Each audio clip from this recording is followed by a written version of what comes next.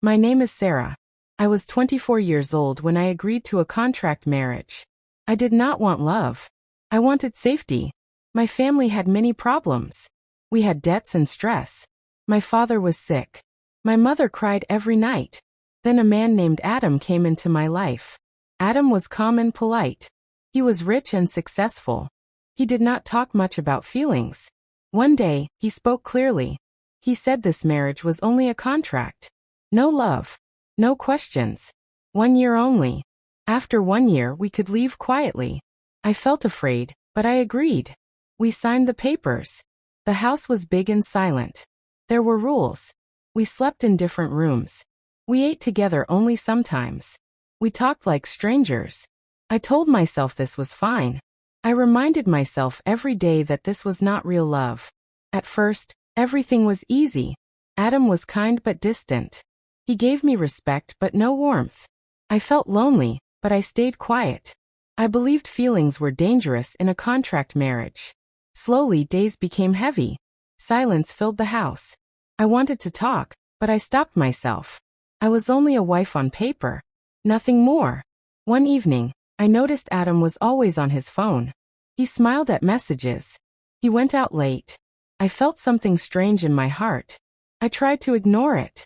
This marriage was not about emotions, I reminded myself.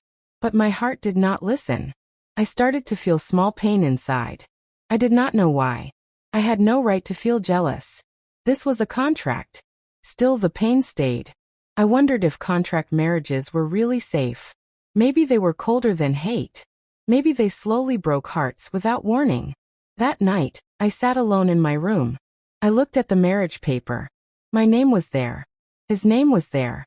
But love was missing. And that was only the beginning. As weeks passed, Adam became more distant. He left early and came home late. His phone never left his hand. When I asked simple questions, he gave short answers. I felt invisible in my own house. One day, I saw a woman's name on his phone screen. Her name was Lena.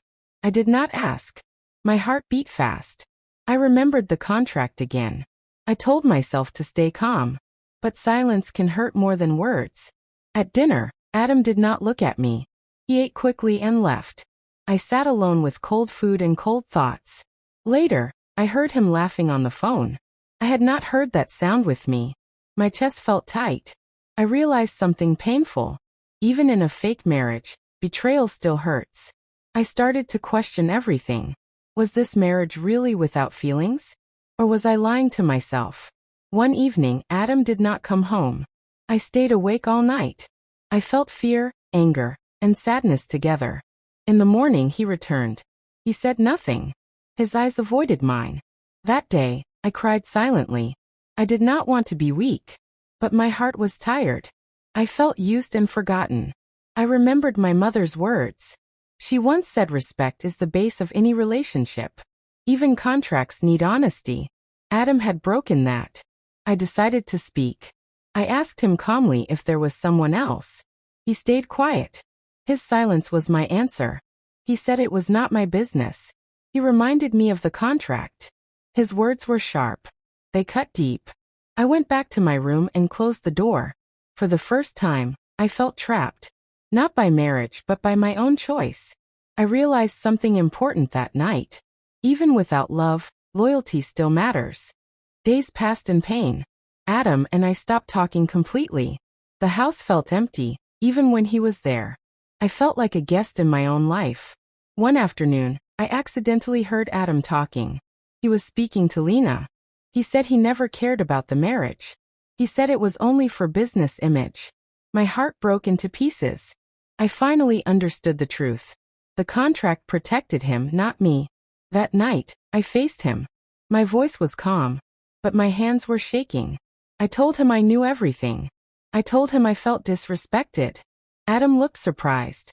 Then he looked tired. He said he never planned to hurt me. He said feelings were not part of the deal. I asked him a simple question. Why did you marry me then? He had no answer. That silence was heavier than shouting. I realized I had given my dignity for security. And it was a mistake. I packed my bag. Adam yachet quietly. He did not stop me. That hurt the most. Before leaving, I placed the contract paper on the table. I told him contracts can end, but pain stays. I walked out of the house with tears in my eyes, but strength in my heart. For the first time, I chose myself. Outside, the world felt cold but free. I did not know what future waited for me. But I knew one thing. I would never sell my emotions again. Months later, my life was simple. I lived in a small apartment. I worked hard. I smiled again. The pain slowly faded, but the lesson stayed. I learned that marriage is not a business deal. Even contracts need respect, honesty, and care. Without these, everything breaks. One day, Adam called me. He apologized. He said he lost everything. His business failed. Lena left him. He finally understood my pain. I listened quietly. I felt no anger, only peace. I forgave him, but I did not return. I told him I deserved more than a signed paper. I deserved loyalty and truth. That call ended my past completely. Today, when I think about my contract marriage, I feel sad but strong. It taught me my value. It showed me that emotional infidelity hurts even without love. I share my story so others can learn. Do not enter relationships without respect. Do not ignore your feelings. And never accept less than you deserve. Some agreements break hearts. Some lessons build strength. This was my contract marriage. And this was my freedom.